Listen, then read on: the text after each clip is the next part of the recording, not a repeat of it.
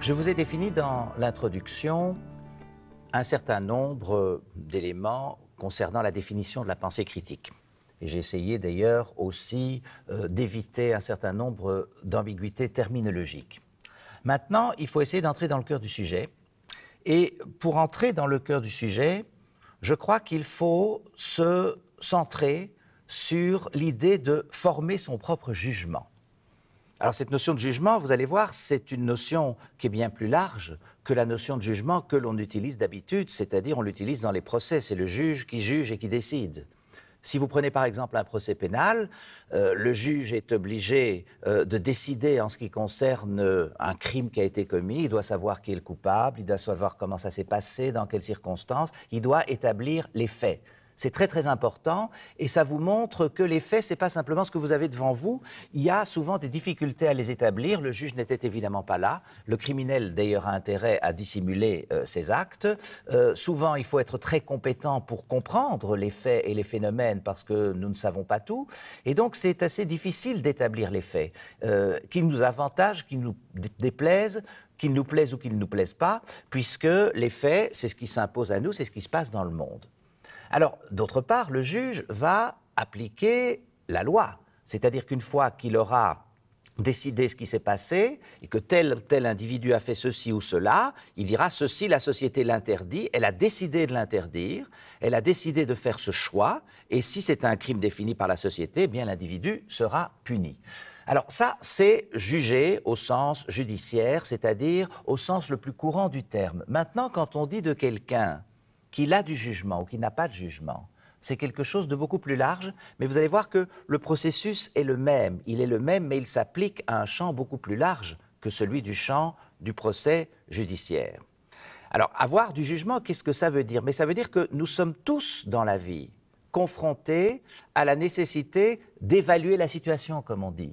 C'est-à-dire d'essayer d'établir le mieux possible les faits, ce qui se passe, pour y réagir le mieux possible. Parce que quelle que soit la manière dont nous allons y réagir, les faits, il faut bien les établir. Si nous nous trompons, si nous ne comprenons pas comment ça se passe, eh bien, il va de soi que notre action sera une action imparfaite. Donc, c'est très, très important d'établir les faits. Et le jugement, donc à ce moment-là, quelqu'un dont on dit qu'il a du jugement, c'est quelqu'un qui est capable d'apprécier les choses, de ne pas trop se tromper, en sachant que dans la vie humaine, dans la vie pratique, dans la vie morale, dans la vie juridique et politique, les choses évoluent, sont dans l'histoire et qu'on ne rencontre jamais exactement les mêmes situations que précédemment. Donc c'est beaucoup plus difficile que d'appliquer une règle générale, c'est beaucoup plus complexe et quelqu'un qui a du jugement, c'est quelqu'un qui est capable d'apprécier chaque fois les situations et de le faire librement, de critiquer les représentations qu'il a de la réalité pour essayer d'adopter la bonne ou la moins mauvaise. Alors, en termes de valeurs, c'est quelque chose de différent. Les valeurs, ça concerne l'action, ce que nous voudrions que le monde soit, ce que nous voudrions faire, les orientations que nous prenons, les choix que nous faisons quand il y a des embranchements. Et évidemment, ça ne concerne pas, comme pour les faits, la description du monde tel qu'il est, ça concerne l'idée qu'on a d'un monde possible, c'est-à-dire, ou de notre vie possible, que nous voudrions transformer ou que nous voudrions mener dans telle ou telle direction. Et là-dessus, on se dit, est-ce que la pensée critique est nécessaire? On dit aussi des gens qui ont du jugement. Il y a des gens qui n'ont pas de jugement parce qu'ils ne sont pas capables de tirer les leçons de leurs échecs et qu'au fond, ils ratent leur vie.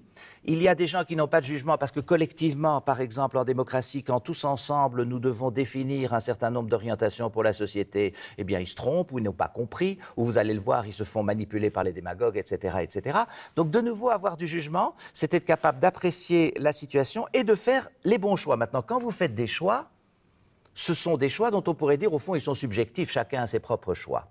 Et je pense que c'est très important de lutter contre ce préjugé, parce que sinon, si cette affaire subjective, ben, ça deviendra la loi des rapports de force. Il n'y aura pas moyen de mettre les citoyens d'accord sur une orientation. Et donc l'idée d'utiliser sa pensée critique pour fixer des orientations individuelles et des orientations collectives est une idée très importante.